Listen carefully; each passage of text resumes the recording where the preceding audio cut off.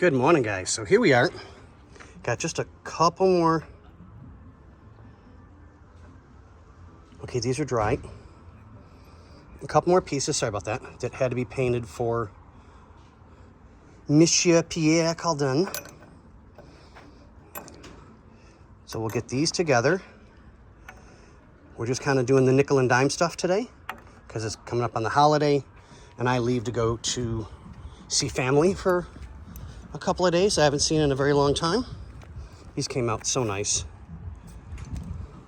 So we'll put these with the rest of the parts for the Pierre.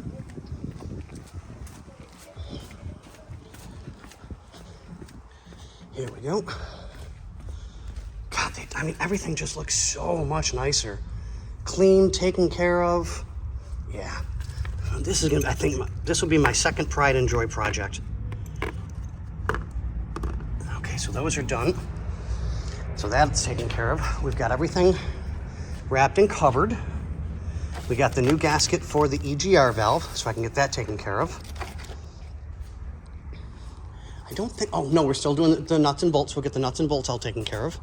Oh God, those things are nasty. Ugh.